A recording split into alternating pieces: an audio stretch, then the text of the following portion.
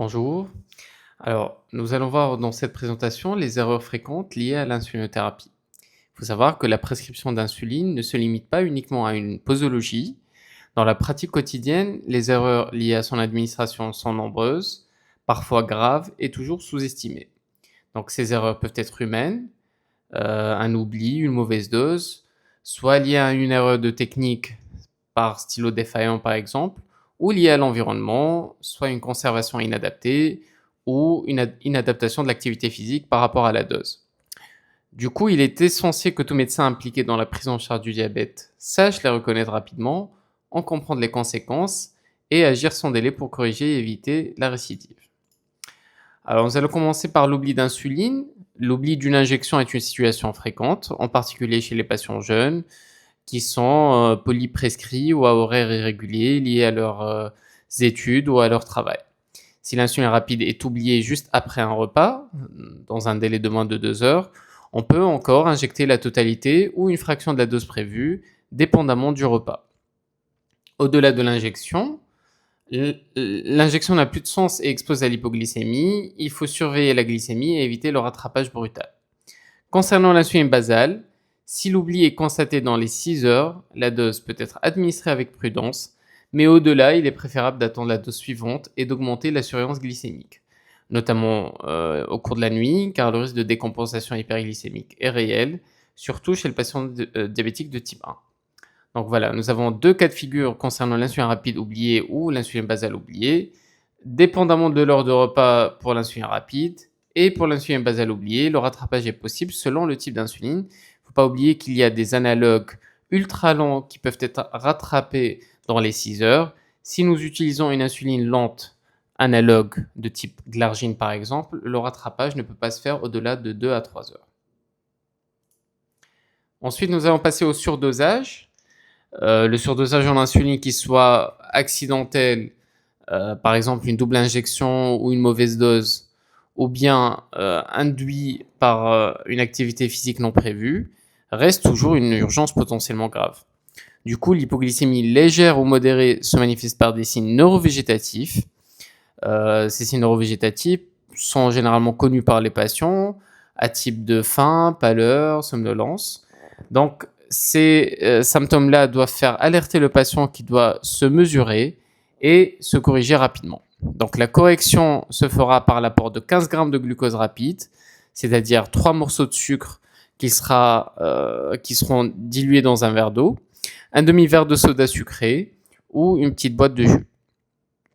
On vérifie bien entendu la glycémie après 15 minutes et on répète si besoin. Il faudra vraiment alerter les patients de se corriger aussi avec un petit peu de sucre lent après le resucrage par sucre rapide pour éviter les hypoglycémies tardives. Ensuite, nous avons les formes sévères avec perte de connaissance ou bien une intervention d'une tierce personne. Et dans ce cas-là, on administre, si c'est un diabétique de type 1, 1 mg de glucagon en intramusculaire. Ce traitement est contre-indiqué chez le diabétique de type 2 sous sulfamide puisqu'il expose à un rebond et une tendance à l'hypoglycémie ultérieure. Et si c'est donc un diabétique de type 2, on pourra utiliser une ampoule de glucosé en intraveineux G30% et ajouter par la suite du G10. On devra bien nécessairement continuer la surveillance de la glycémie. Plus la glycémie est basse, plus on tendra à augmenter les ampoules de glucosé intraveineux. On peut aller jusqu'à 3 à 5 ampoules. Il est crucial d'identifier la cause du surdosage, erreur de timing, confusion de stylo, absence de repas, exercice physique non anticipé, et bien entendu, expliquer cette cause aux patients pour prévenir la récidive. Le sous-dosage insulinique, plus sournois, entraîne une hyperglycémie chronique parfois mal perçue, une fatigue persistante, une polyurie nocturne, une soif excessive ou une perte de poids involontaire. Ces symptômes-là doivent faire suspecter un déséquilibre glycémique.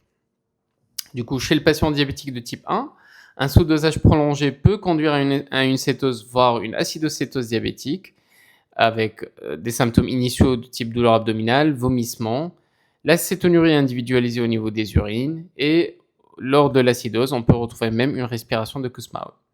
Chez le patient diabétique de type 2, on craint dans ce cas-là parfois le coma hyperosmolaire, comme parfois aussi un état de cétose ou acidocétose. Donc la vérification des doses, la relecture du carnet d'autosurveillance et l'évaluation des erreurs de technique sont nécessaires chez ces patients.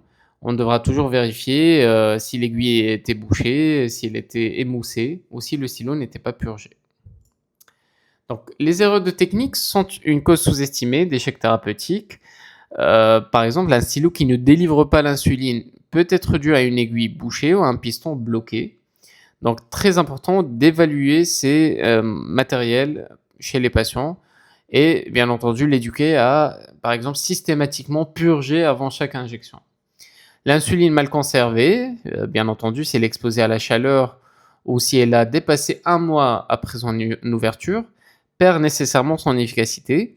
Dans ce cas-là, le patient peut injecter normalement, mais avoir des glycémies constamment élevées, ce qui oriente vers une perte d'activité du produit.